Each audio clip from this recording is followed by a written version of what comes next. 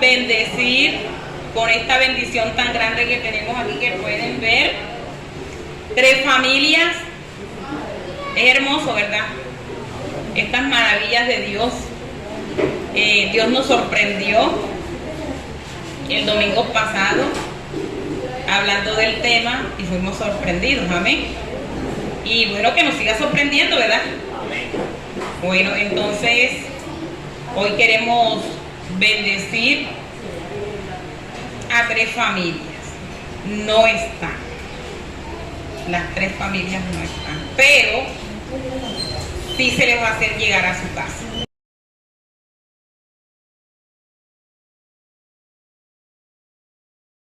Dígale a la persona que está a su lado, ¿qué voy a hacer? Dígale. Pero así en tono de pregunta, así, ¿qué voy a hacer? Ahora pregúntele, ¿qué vamos a hacer?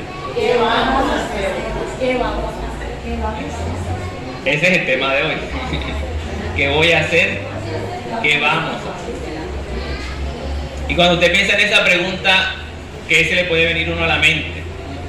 Una pregunta que surge de pronto en base a una preocupación. Se me voló el techo de la casa. ¿Qué voy a hacer? Amor, dice el esposo a la esposa, ¿qué vamos a hacer con esta pelada? ¿Qué voy a hacer? ¿Qué vamos a hacer? ¿Qué voy a hacer? Ya se vienen los días para pagar la rienda. Y esa expresión, esa pregunta nos pone cabezón. Nos pone a pensar, ¿qué voy a hacer? ¿Qué vamos a hacer? Es una frase muy recurrente, la tenemos nosotros en nuestra boca, en nuestra expresión. ¿Qué voy a hacer cuando estoy solo o si estoy acompañado de alguien? ¿Qué vamos a hacer? En la iglesia también lo mismo. ¿Qué voy a hacer con esa agua que se mete allá donde se guardan las sillas? Vamos a arreglar eso pegando las tejas a la pared para que ya no se filtre el agua por allí. ¿Qué vamos a hacer con el calor cuando viene el sol? Bueno, será comprar más abanico. Pero siempre esa pregunta surge por causa de dificultades, cosas que nos pasan y tendemos a preguntarnos eso. ¿Y ahora qué voy a hacer? Hay una serie, ¿cierto? El Chavo del 8 entre su programación tiene lo que es el Chapulín Colorado y ahí. Y ahora, ¿quién podrá defenderme? ¿Cómo responden? Yo, Chapulín Colorado. no contaban con mi astucia. Y hace, por ejemplo, a veces los que preguntan, ¿y qué voy a hacer? La mujer, y aparece el Chapulín Colorado a resolver todo el asunto. Esa pregunta es legítima en nuestra vida. ¿Qué voy a hacer o qué vamos a hacer? Y vamos a mirar eso a la luz de un texto bíblico en segunda de Crónicas o segundo libro de Crónicas, capítulo 20. Ahí vamos a estar mirando esta mañana cómo este texto nos trae luz ante estas preguntas: ¿qué voy a hacer o qué vamos a hacer? Segundo libro de Crónicas, capítulo 20. Sin embargo, antes del capítulo 20, capítulo 19, 18, 17, desde el 17 empezamos a ver la historia del rey que es protagonista del capítulo 20, y es el rey Josafat. El rey Josafat. Desde el capítulo 17 de Segunda de Crónicas comenzamos a mirar algunos detalles sobre la vida del rey Josafat. Por ejemplo, miremos capítulo 17, versículo 1. Dice: luego Josafat, hijo de Asa, lo sucedió en el trono y fortaleció a Judá para hacerle frente a cualquier ataque de Israel. Entonces, Josafat es hijo de, ahí en el capítulo 17, versículo 1, Josafat es hijo de ¿quién? ¿De William? ¿De Ted? ¿De quién es? Ahí está el versículo. Capítulo 17, versículo 1.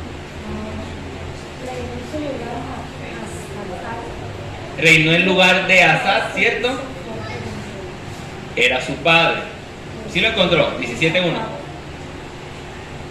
Luego Josafat, voy a leer acá. Luego Josafat, hijo de Asad, lo sucedió en el trono y fortaleció a Judá para hacerle frente a cualquier ataque de Israel. Entonces encontramos al rey Josafat, que es hijo de Asa, porque no tiene tilde en la A. Asa es hijo de Asa y gobierna sobre Judá. El reino de Israel se había dividido en dos reinos: Judá e Israel. Jerusalén se había dividido en dos reinos: Judá e Israel. Y Josafat reinaba en Judá.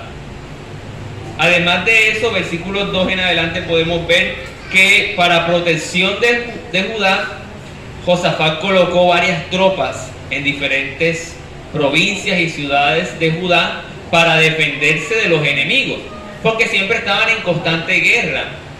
Entonces él armó de tropas para estar protegido, para proteger a la nación. Algo muy sabio hizo este hombre.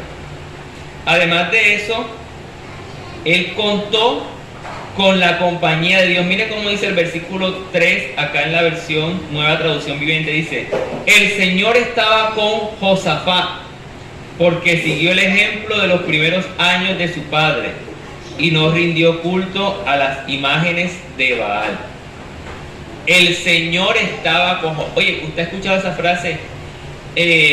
Yo estoy con Dios, que yo estoy con Dios. Pero la frase también acá en la Biblia muestra es: Dios está con. Y mucha gente de labios hacia afuera puede decir: no, es que yo estoy con Dios. El que va a asaltar a alguien se encomienda a veces a Dios, a la Santa Muerte y a cosas por el estilo, para ir y hacer sus atracos, sus homicidios y demás. Pero una cosa es yo decir estoy con Dios, otra cosa es que Dios diga: en verdad yo estoy contigo. Y dice un texto en Isaías: Él habita en las alturas, como cantábamos ahorita, ¿cierto? Y en la santidad, y con el quebrantado y humilde de espíritu. Una de las condiciones para que Dios esté conmigo es que mi corazón esté contrito, humillado delante de Él. Y aquí dice entonces que el Señor, Dios Todopoderoso, Jehová de los ejércitos, estaba con Josafat. Qué bueno que usted pueda tener esa convicción en su corazón de que Dios está con usted. Y Jesús lo prometió de manera muy, muy sencilla. Dijo: yo estaré con ustedes todos los días. No dice ustedes estarán conmigo, que es una verdad, pero dice yo estaré con ustedes todos los días hasta el fin del mundo. Que a veces la fe nos falta, a veces el buscar a Dios nos falta, pero Él está allí esperando que usted dé la vueltecita para buscarlo, para postrarse delante de su presencia. Entonces Josafat contó con la compañía de Dios. Además de eso, imitó el buen ejemplo de los que reinaron antes de él, porque hubieron reyes malos antes de Josafat, pero él dijo: yo no voy a tomar el mal ejemplo, yo voy a tomar el buen ejemplo. Mire, nadie le obliga a usted y a mí a hacer nada malo. Usted ve los ejemplos, y usted decide si imitar el ejemplo malo o el ejemplo bueno. No, es que yo no me di cuenta cuando yo caí aquí. No. Caemos, fallamos por nuestra propia voluntad. Viví en un barrio, Moisés lo conoce, el barrio El Milagro, calle Ayacucho. Ahí viví y ahí había drogadictos. Tanto así que yo bajaba a la calle de la casa, y a la vuelta había un expendio de droga. Y yo nunca le dije a esos pelados: hey, ¿qué? Vamos para allá arriba, para el colegio de San Lucas, enséñeme cómo es que es este asunto. No, o sea, yo vi el mal ejemplo y yo andaba con ellos. Jugaba con ellos fútbol, aunque malo que era, jugaba básquet, aunque malo era, jugaba béisbol, aunque malo era. Yo no soy bueno para ningún deporte. Y yo nunca se me dio por, perdóneme la expresión, champetó ahí, ven para pegarle una patadita. Nunca se me dio por eso. Y veía ejemplos, muchachos que empezaron a crecer conmigo y cogieron el camino de la drogadicción y de la delincuencia. Entonces están los ejemplos, ¿cierto? Buenos y malos. Usted decide cuál imitar. Pero a veces somos tan cabezaduras que imitamos lo malo. Pero este hombre Josafat ve el reinado de los otros reyes y decide imitar lo bueno que ellos hicieron. Además de eso, decidió adorar a Dios y no a dioses falsos, como lo hicieron algunos reyes, incluidos los de Israel.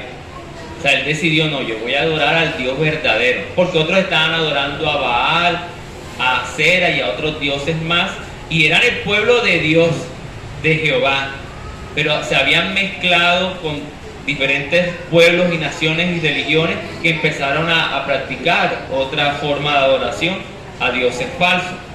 Pero Josafat se mantuvo allí, dijo, no, yo voy a adorar al Dios verdadero. Además de eso, Dios lo respaldó con su gracia, a tal punto que generosamente los habitantes de Judá le llevaban regalos. ¿Dónde vemos eso? Versículo 5 dice: por eso el Señor estableció el dominio de Josafat sobre el reino de Judá. Todo el pueblo de Judá le llevaba regalos a Josafat, de modo que llegó a ser muy rico y gozó de gran estima. La gracia de Dios estaba sobre este hombre, que había el pueblo de Judá sin ninguna presión, sin ninguna exigencia, le daba regalos al rey Josafat. Así que tenemos la evidencia de un buen rey, ¿cierto? Un rey que imitó lo bueno, un rey que decidió adorar a Dios, un rey que contó con la compañía de Dios, pero además de eso, él también estaba comprometido con seguir fielmente al Señor. Él estaba comprometido con seguir fielmente al Señor. Versículo 6, alguien que lo lea ya en su versión. Versículo 6, por favor. Ajá. Bueno, algunos de las dos que se animen. Y se animó su corazón en los caminos de Jehová, y quitó los lugares altos y las imágenes de acera de en medio de Judá. Amén. Acá la versión que tengo dice: estaba profundamente comprometido con los caminos del Señor. Era un buen ejemplo este hombre, Josafat, ¿cierto? Un buen rey, un rey que reemplazó a su papá, que miró el mandato de los otros reyes y dijo: yo no voy a hacer lo malo que ellos hicieron, voy a hacer lo bueno. Contó con el apoyo de Dios, contó con la gracia de Dios para que le pudieran bendecir la población de Judá con regalos. Estableció tropas para proteger a la nación de Judá, pero además de eso también un hombre comprometido con el Señor. Este hombre, Josafat, era un hombre comprometido en seguir fielmente el camino del Señor. Ese debe ser usted y debe ser yo. Debemos seguir ese buen ejemplo de Josafat, de ser hombres, de ser ustedes mujeres comprometidas fielmente con el camino del Señor. No es caminar un día y un mes no. En un mes, ¿qué pasa? Es caminar todos los días de nuestra vida fielmente al Señor. Mire, por eso a veces uno pierde de vista pequeños detalles. Jesús dijo: yo soy la verdad y la vida. La vida la tenemos hasta que pasamos al otro lado. La verdad hoy en día está en juego. Algunos dicen: esto para mí es verdad, esto para mí no lo es. Y el camino es algo que a diario transitamos, sea en moto, en carro, en bicicleta, a pie. Pero entonces la imagen que Jesús da de él mismo es: yo soy el camino, es decir, un lugar por donde ustedes constantemente deben transitar. Por eso hay un coro que dice: Jesús está pasando por aquí. Yo siempre trato de cambiar ese coro, porque yo no quiero solo que Jesús pase por aquí, Jesús, espérate, sino que se quede. Entonces, ¿cómo combinar ahí? Jesús está pasando por aquí, pero también se queda con nosotros. Y cuando Él pasa, todo se transforma, ciertamente, se va la tristeza, se va la alegría, pero ya Él pasó. Adiós, Jesús. Yo quiero que se quede conmigo. Cuando Zaqueo sale a buscar a Jesús, Jesús le dice: es necesario que yo me quede hoy en tu casa. Jesús estaba pasando por allí.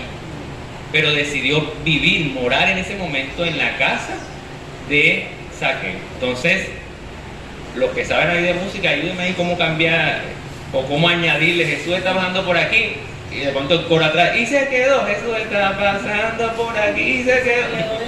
Algo así. Entonces, por eso es que Jesús dice: yo soy el camino. O sea, transita por mi verdad, por mi palabra, por mis principios a diario. Él no es una estación donde yo estoy aquí hoy y ya mañana no. Él es un camino, algo constante, algo continuo. ¿Amén? Entonces, el llamado del Señor en este punto con respecto al testimonio de Josafat es mantenernos allí comprometidos y fieles al Señor. Entonces, miramos más adelante, ya miramos todo este panorama sobre Josafat. Ahora sí miremos el capítulo 20 que nos compete hoy, para tratar de responder la pregunta. ¿Cuál era la pregunta del tema? Y la otra, ¿qué vamos a hacer? Vamos a ver si podemos responder esa pregunta. Entonces, segundo libro de Crónicas, capítulo 20, versículos 1 y 2, encontramos una noticia. Dice así: después de esto, los ejércitos de los moabitas y de los amonitas y algunos le declararon la guerra a Josafat. Llegaron mensajeros e informaron a Josafat: un enorme ejército de Edom marcha contra ti desde más allá del mar muerto. Ya está en Hazezón Tamar. Esto era otro nombre para En-Gadi. Entonces, ¿cuál es la noticia? Prepárate, rey, que va a empezar la guerra. Esa era la noticia que le enviaron al rey Josafat. Hay un lugar ahí que es Hazezón Tamar, que es también conocido como En-Gadi. Este era un lugar estratégico para la guerra. ¿Por qué? Porque cuando llegaban a ese lugar, los pueblos que iban a atacar no podían visualizar al ejército. ¿Por qué? Porque había montañas que impedían que los pueblos que iban a ser atacados miraran al ejército enemigo. Entonces, de manera estratégica se colocaban allí en ese lugar, cerca del mar muerto, para luego entonces atacar a Judá y a los reinos allí cercanos. Así que la situación estaba grave, porque si se metían de noche, no se podían percatar de la presencia de este ejército enemigo. Entonces se unen varias naciones en contra de Judá y en contra del rey Josafat en este lugar estratégico para la guerra. Ahí se colocan y deciden entonces ir a atacar al rey Josafat y a Judá. Pero ¿cuál fue la reacción del rey Josafat y de su pueblo ante la inminente guerra y la posible pérdida de esta guerra? Versículos 3 dice lo siguiente. Versículos 3 al 13 nos habla sobre todo esto, pero miremos el 3. Dice, primera parte dice, Josafat, acá dice, quedó aterrado con la noticia. Ya dice, ¿tuvo qué? Temor. ¿Ante qué? Ante la posible guerra, o más bien la ya casi predeterminada guerra, porque estaban ahí a vuelta de camino. ¿Y qué pasa con el rey? Se llena de temor. Entre otras cosas, ¿sabe que leíamos más atrás en el capítulo 17? Que él empezó a colocar tropas en diferentes ciudades, pero parece ser que se le olvidó colocar una por allá. Y le metieron el gol por ahí. Entonces, su corazón se llenó de temor. Y a nosotros no podemos negar esta realidad. Nos visita el temor cuando llega a nuestras vidas una situación incontrolable, una situación que no esperábamos. Nuestro corazón se llena de temor, de nervio, de incertidumbre, de qué es lo que va a pasar. Pero el problema como creyentes en Cristo es quedarnos allí paralizados en ese temor y no tener otra reacción. Y nosotros miramos, según este versículo, que además del temor, o por encima del temor más exactamente, Josafat decidió suplicar a Dios. Josafat quedó aterrado con la noticia y le suplicó al Señor que lo guiara. Tenía miedo, las piernas le temblaban, pero ahí con las piernas temblando, con temor en su corazón, decidió buscar al Señor. Amén. No importa lo grande que sea el miedo, el temor. Ayer el pastor presidente Miguel Bedoya decía, cuando se habló del COVID-19 allá en Corea, allá en esos lados por allá, en Wuhan, decíamos acá en Colombia, eso por acá no llega. Yo fui uno de esos, pero está lejos, va a llegar por acá. Y cuando nos dimos cuenta, se le ocurrió a alguien venir de por allá y traer COVID-19 para acá. Miramos el caso, por ejemplo, ahorita de Rusia y Ucrania. Eso es por allá. Dios nos guarde y eso se aplaque y se calme la cosa. Pero aunque se ve tan lejos, puede visitarnos también a nosotros. Entonces, cuando llega una situación inesperada, el temor nos inunda y nos paralizamos, nuestra fe puede menguar en algunas ocasiones, pero el Señor, a la luz del testimonio de Josafat, nos dice, por encima del temor, busca mi presencia. Y usted puede llegar a Dios con ese temor, con ese miedo, con ese pánico, con esa incertidumbre que le invade su corazón por causa de X problema, y puede llegar humillado delante del Señor para que en medio del temor sea Él guiándole. ¿Cuántos en medio del temor se han quitado la vida? ¿Cuántos en medio del temor han tomado decisiones no muy buenas? Porque no pasaron del temor a la búsqueda de Dios. Y eso no solo allá afuera, eso dentro del pueblo del Señor. Nos inunda el temor y nos olvidamos de ser guiados por el Señor. Amén. Entonces, ahí tenemos temor y tenemos humillación. Del temor, Josafat pasó a la humillación, a la humildad, a la búsqueda del Señor. Pero además de eso, Josafat empieza a orar y a buscar el rostro del Señor. Versículos 6 y 9, alguien que lo lea. ¿Verdad? Entonces vemos la guerra en contra de Judá y en contra del rey Josafat, a un rey lleno de temor, pero ese temor lo lleva a humillarse, pasa del temor a la humillación, a la búsqueda de Dios, pero no hace cualquier oración. Hace una oración, y espero que capte esta idea, hace una oración en retrospectiva. ¿What? Una oración en retrospectiva. ¿Qué quiere decir eso? Él comienza a orar en base a lo que Dios ya había hecho en el pasado. Diana nos leía el versículo que dice, versículo 7, ¿no echaste tú a los moradores de esta tierra delante de tu pueblo Israel y la diste a la descendencia de Abraham tu amigo para siempre? ¿A quién está citando? A Abraham, su antepasado. Está citando lo que Dios hizo en un momento histórico por la nación para entregarles una tierra. Entonces su oración no es qué Dios va a hacer, sino ya tú hiciste algo y tú puedes hacerlo nuevamente. Y en medio de la dificultad, cuando nos visita el temor y pasamos del temor a la humillación, a buscar al Señor, esa es una buena forma de orar. Orar en retrospectiva. Orar, para que me entienda un poquito mejor, mirando el retrovisor.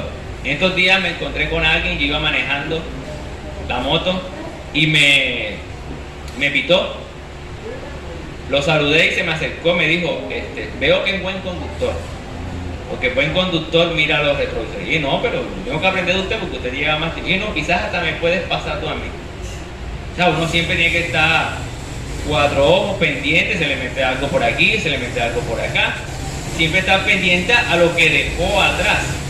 Y la oración de Josafat es bajo esa óptica. Él comienza a mirar todo lo que Dios hizo en el pasado, para que Dios actúe entonces ahora en el presente. Y les decía que esa es una buena forma de nosotros orar en medio de una dificultad.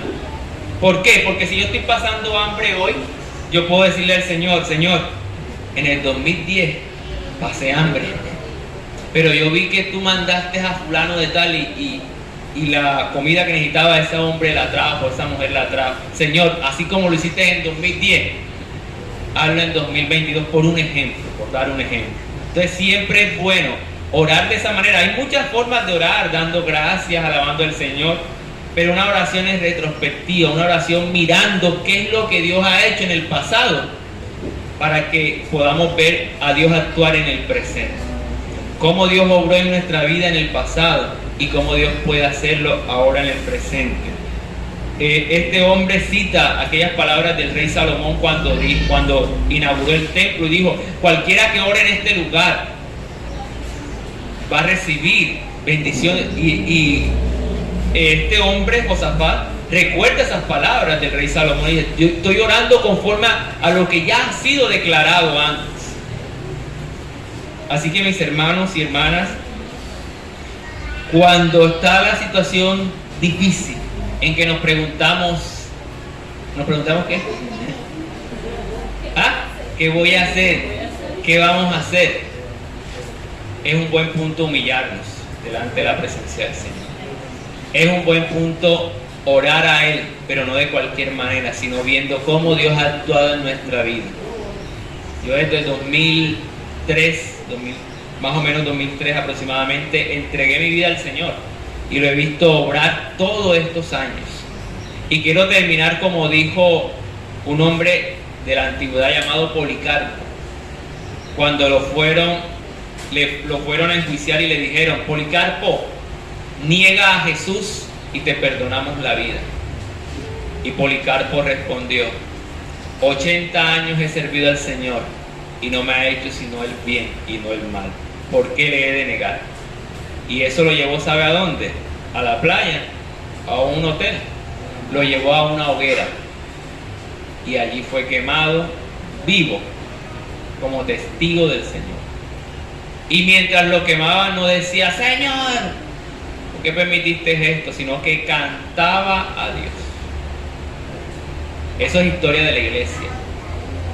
Sobre esa historia estamos usted y yo montados, sobre hombres y mujeres que dieron su vida por la causa de Cristo. Se quema uno con la estufa y está chillando ya. Y dicen los testigos en las crónicas de este hombre, de Policarpo, de que había un olor grato que salía de esa hoguera. Uno le huye al humo a veces, ¿cierto? Se ahoga uno. Pero había un olor agradable y este hombre cantando en medio de la hoguera, siendo quemado por causa del Señor. No me atrevo a preguntar quiénes serían capaces de hacer quemar, porque pero nuestra vida debe estar al punto de entregarla a todo por causa del Señor. Y si nos toca morir por Él, para mí el vivir es Cristo y el morir es ganancia. Sea que vivamos o sea que muramos, somos del Señor. Así que no le tenga miedo a la muerte. Ese es uno de los grandes temores que nos visita a veces: la muerte. ¿Y si me muero mañana? Si me muero pasado. Pero dice la palabra del Señor en el libro de los Salmos que el Señor nos guía aún hasta después de la muerte. Él está guiando aquí, pero no piense usted y yo que la guía del Señor termina aquí en esta tierra. Cuando usted parta de esta tierra, el Señor le recibirá y decir: bueno, Judith, Rosa, Jorge, continúa la travesía, porque Él es el camino, no solo aquí, sino allá en la eternidad. ¿Cuántos dan un aplauso al Señor por eso?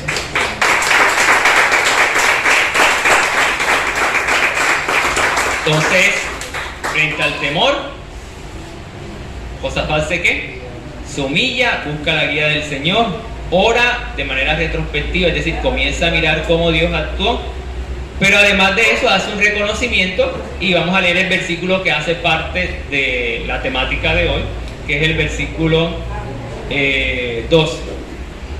Versículo 12 dice, una exclamación de Josafat y el pueblo, dice: oh Dios nuestro, ¿no los juzgarás tú?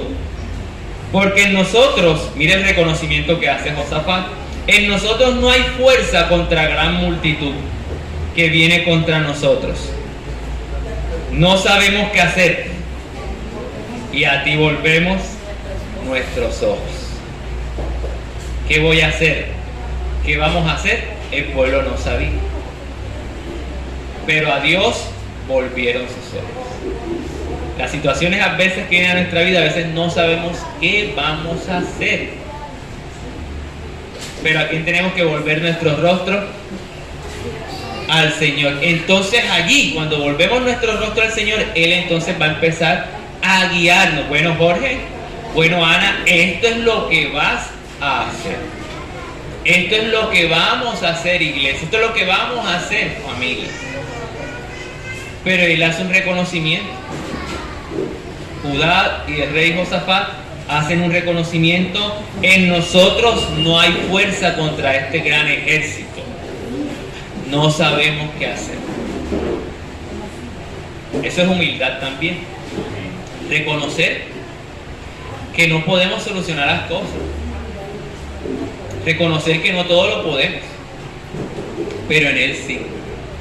En su fuerza, con su palabra, con su espíritu, sí podemos. Amén.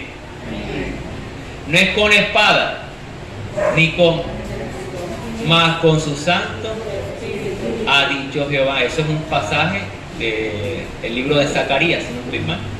No es con espada, no es con ejército, no es con fuerzas humanas, es con las fuerzas que Dios da, con la sabiduría y la habilidad que Dios da. Amén. Josafat y el reino de Judá reconocen eso. Y cuando reconocen eso, ¿sabe qué pasa? Viene la voz del Señor. Cuando nosotros reconocemos nuestra debilidad, nuestra impotencia, Dios viene y nos habla. Y mire lo que dice el versículo que sigue, el versículo 14, versículo 13 dice: y toda Judá estaba en pie delante de Jehová con sus niños y sus mujeres y sus hijos. Todo el pueblo humillado buscando la presencia del Señor. Y estaba allí Jaasiel, nombre ahí raro como así, Jaasiel, hijo de Zacarías, hijo de Benaía, hijo de Jehiel, hijo de Matanías, levita de los hijos de Asaf. Hasta allí por ahora. Mire, una de las cosas que más aburren a algunos cristianos es leer tanto nombre en la Biblia. Mire la cara de Ney. Y uno cuando viene dice, bueno, ya vamos uno termina de leer todo el Antiguo Testamento y dice, vamos a descansar ya de tanto nombre. Y cuando mira a leer el Evangelio de Mateo comienza, y esta es la genealogía de Jesús. Jesús, hijo de fulano, de mengano, de sutano, de perengano. Ese poco de nombre. Yo me aburría con los nombres. Y decía, voy a volármelo. Y muchas veces que leí la Biblia me lo volaba. Pero a veces hay una intención. Y voy a hacer un paréntesis aquí. Era costoso escribir en ese entonces. No es como usted comprarse un lapicero de 500 pesos. Porque había que hacer la hojita del papiro. ¿Se acuerdan de las clases? El papiro, buscar la tinta, tratar de que ese papiro no se destruyera. O sea, era un asunto costoso. Y si alguien se colocaba a escribir una serie de nombres, había una intención. En el Evangelio de Mateo, la genealogía de Jesús tiene una intención, después eso lo vamos a ver. Y aquí no es la excepción. Porque comienza a dar la genealogía de alguien que se llama como Jaasiel. Y comienza a decir, era hijo de fulano, hijo de sutano, para terminar diciendo que él era un levita, ¿cierto? No era que levitaba, que volaba. Era de la tribu de Leví. Era uno de parte de los sacerdotes de aquel entonces. Todo esto lo dice el escritor del segundo libro de Crónicas para darnos a entender a nosotros que este hombre no era un profeta. Ay, ¿y eso qué tiene que ver?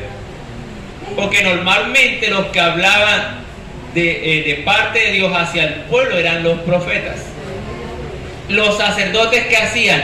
Hablaban a Dios de parte del pueblo. Decir, mire, Dios, William cometió un pecado. Y el sacerdote se presentaba en favor de William. Pero los profetas se presentaban en favor de Dios para hablar al pueblo. Esos eran los dos oficios, sacerdote y profeta.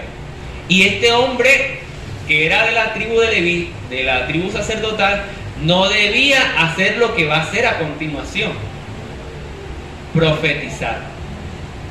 ¿Por qué? Porque la genealogía de él nos muestra de que él no era ¿qué? No era profeta, era levita. Y los levitas no hacían esa función. Amén. Pero como Dios es el Dios que utiliza al que le dé su gana, entonces es tan costeño, el Espíritu de Jehová, versículo 14 al final, sobre el cual vino el Espíritu de Jehová, el hombre llegó a la reunión y de repente el Espíritu de Dios llegó sobre él. Yo me imagino a la gente diciendo: oye, este tipo no es profeta, este tipo es un adorador, un sacerdote, no debería hacer tal cosa. Probablemente, cierto. Pero cuando Dios quiere hacer algo en medio de la prueba, en medio de la dificultad, y cuando tú y yo no sabemos qué hacer, no sabemos qué vamos a hacer, Dios utiliza a alguien, inclusive a ti mismo, para hablarte. No, pero si es que yo no soy el pastor, yo no soy parte de los líderes. No, Dios utiliza al que Él desea, porque sobre nosotros, pastores, líderes o no, está el Espíritu de Dios. Así que Dios utiliza a quien tenga que utilizar para corregirnos. No espere que Dios solamente nos utilice a nosotros como pastores para hablarle. Dios va a hablarle inclusive con el hermano que viene y que tiene apenas unos cuantos días. Porque si él ha entregado su vida a Jesús, él es sellado por el Espíritu Santo, Dios puede poner en palabras en su boca en favor suyo, o palabras de corrección, palabras de exhortación. Jesús lo dijo, y gracias Jorge por ese texto. Dice Jesús: si ustedes no hablan, las piedras van a hablar. ¿Cuánta gente inconversa inclusive nos ha dicho un mensaje de parte de Dios? El Espíritu de Dios viene sobre él en ese momento y le da las palabras, se va. Y uno dice: este hombre me habló de parte de Dios. Entonces, toda esa genealogía que nos aburre, nos cansa ese poco de nombres, se utilizan aquí para darnos a entender: este hombre no era profeta, era un sacerdote. Sin embargo, Dios lo utiliza para ser instrumento de Dios. Miren, no esperen títulos. Dios es el que da los títulos y los reconocimientos. Porque Dios, por encima de los títulos, Dios utiliza a quien quiera utilizar. No, pero es que a mí no me han nombrado como pastor de la iglesia, o como uno de los pastores de la iglesia en Centro Evangélico. No, o sea, Dios utiliza a quien quiera utilizar. Hay una organización que se respeta, hay un liderazgo visible, pero Dios es poderoso para usar a cualquiera de nosotros. Amén. Entonces viene el mensaje de parte de Dios a través de este levita, que no era profeta, y miren lo que le dice el levita, que en ese momento estaba profetizando: oíd Judá, todo, y vosotros moradores de Jerusalén, y tú, rey Josafat. Mire, le estaba hablando al rey. Jehová os dice así. Esa palabra la utilizaban los profetas. Así dice el Señor, Jehová, y este está funcionando en ese momento como un profeta de parte de Dios. Jehová os dice así: no temáis ni os amedrantéis delante de esta multitud tan grande, porque no es vuestra la guerra. Y eso, ¿cierto? Porque Josafat estaba cabezón y dijeron: no sabemos qué hacer, no tenemos fuerzas contra esta multitud. Pero viene el mensaje de Dios diciendo: no teman, porque no es vuestra la guerra sino de Dios. No es vuestra la guerra sino de Dios. Hay un pasaje en Primera de Reyes, si no estoy mal, donde está el profeta Eliseo y su ayudante, y resulta que viene un ejército en contra del profeta Eliseo, y el siervo de Eliseo dice: siervo, vamos a correr, mi hermano, profeta, vamos a correr porque nos van a matar aquí. Y el profeta ora y dice: Señor, abre los ojos de mi siervo para que Él sepa que son más los que están de nuestro lado que los que están en contra. Cuando el profeta Eliseo hace esa oración, los ojos del siervo del profeta Eliseo son abiertos y él ve en la montaña una multitud de ángeles dispuestos a defender a dos gatos, a Eliseo y a su ayudante. ¿Qué son dos personas contra un gran ejército? Nada. Que cojan una mototaxi, vayan corriendo porque... Pero el profeta ahora abre los ojos y él, siervo del profeta Eliseo, ve la multitud de ángeles alrededor. Más son los que están con nosotros que los que están en contra. De Dios es la guerra. Dios pelea por usted y por mí. Amén. Dios es el que da la victoria. Y mire lo que sigue diciendo este hombre que profetiza. Mañana descenderéis contra ellos. He aquí que ellos subirán por la cuesta de Cis y hallarás junto al arroyo, antes del desierto de Jeruel. No habrá para que peleéis vosotros en este caso. Paraos, estad quietos y ved la salvación de Jehová con vosotros. Oh Judá y Jerusalén, no temáis ni desmayáis. Salid mañana contra ellos, porque Jehová estará con vos. Le dice el profeta, el que está profetizando, le dice: manténganse quietecitos, mis hermanos, y van a darse cuenta ustedes la salvación que Dios va a hacer en favor de nosotros. A veces queremos resolver las cosas a nuestra manera, y Dios nos dice: hey, cálmate, quédate quieto y verás cómo yo peleo en favor tuyo. Yo peleo por tu causa. Y Él, entre otras cosas, Dios nunca ha perdido ninguna batalla, ni la perderá. Así que si Él pelea por ti y por mí, cuente usted que tiene la victoria asegurada. Pero cuando peleas tú y peleo yo, perdemos, porque quisimos resolver las cosas a nuestra manera y no dejar lugar a Dios para que Él actuara en nuestra vida. Así que esas son las palabras de este hombre, que no es profeta, pero empieza a profetizar de parte del Señor. Tremendo, ¿cierto? Así que en medio de la dificultad, cuando nos preguntamos, ¿qué vamos a hacer? ¿Qué voy a hacer? Hay que, a pesar del temor, humillarnos delante de Dios, orar al Señor, clamar a Él, mirar cómo Él actuó en el pasado y esperar la orientación de Dios en medio de la prueba. Esperar la palabra del Señor en medio de la prueba. Pero otras cositas más que no debemos perder en medio de esta situación. Ahí mismo en el capítulo 20 nos muestra algo que ellos empiezan a hacer. Versículo 20 en adelante dice: y cuando se levantaron por la mañana salieron al desierto de Tecoa. Y mientras ellos salían, Josafat, estando en pie, dijo: oídme, Judá y moradores de Jerusalén, creed en Jehová vuestro Dios y estaréis seguros. Creed a sus profetas y seréis prosperados. Y habido consejo con el pueblo, puso a algunos que llorasen, que chillaran, que cantasen y alabasen a Jehová vestidos de ornamentos sagrados, mientras salía la gente armada, y que dijeren: glorificad a Jehová, porque su misericordia es para siempre. En este punto, en medio de la prueba, nunca perder la actitud de alabanza y adoración al Señor. Un día orando,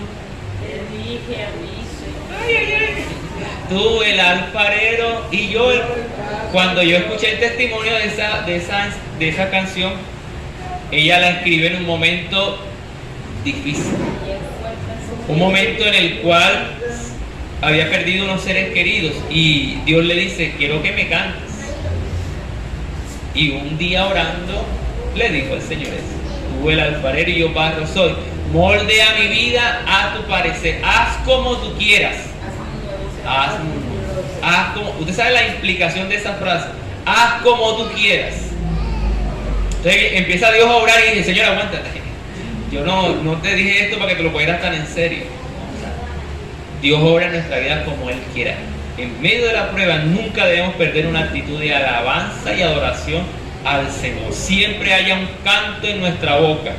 Y aunque no haya una melodía, no haya un instrumento, de su boca y de mi boca salga frutos de labios que confiesen su nombre en medio de la prueba. Porque pueden suceder dos cosas en medio de la prueba: amargarnos o seguir alabando al Señor en medio de la prueba.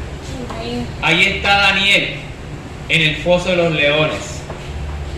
Cuando sale, no sale lleno de pelo de león, como que tratando de forcejear, sino que Dios dio la victoria. Ahí están los amigos de él dentro del horno de fuego, 3 muchachos, y estaban caminando por ahí en medio del fuego, y uno de los soldados ve: oye, pero no es que vamos a 3, y ese otro tipo que está allá, ¿quién es? ¿Quién se coló? Y era el ángel del Señor defendiéndolo. Cuando salieron, ni el pelo lo tenían chamuscado, ni la ropa le llegaba aún. Estaban intactos porque Dios estaba con ellos allí.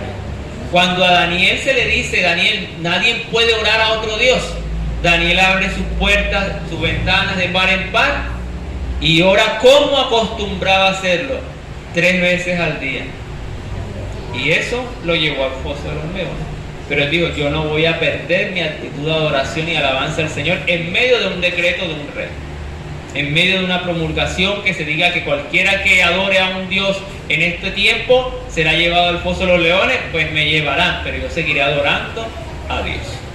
La prueba no puede callar sus labios. La prueba no puede hacer cesar la alabanza y la adoración de tu boca y de mi boca hacia Dios. Amén. Den un aplauso al Señor por eso. Versículo 28, 29 y 30 para finalizar dice: y vinieron a Jerusalén con salterios, arpas, una fiesta. Mire, lo que era una guerra se convirtió en una fiesta. Vinieron a Jerusalén con salterios.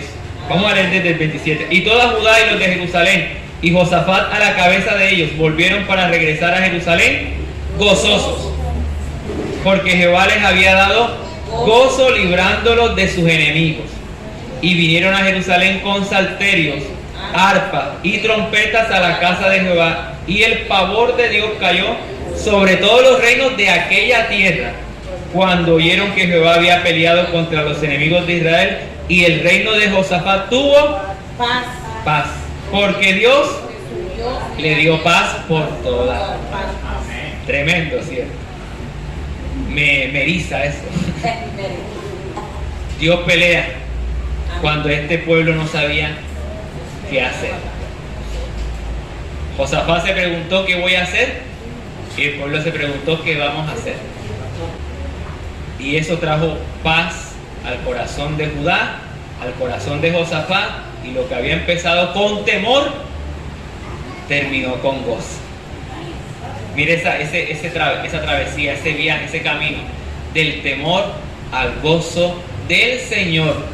No cualquier gozo, un gozo producido por la liberación que Dios hace. Este año, y lo recuerdo una vez más, hemos proclamado: nuestra boca se llenará de risa y nuestra lengua de alabanza.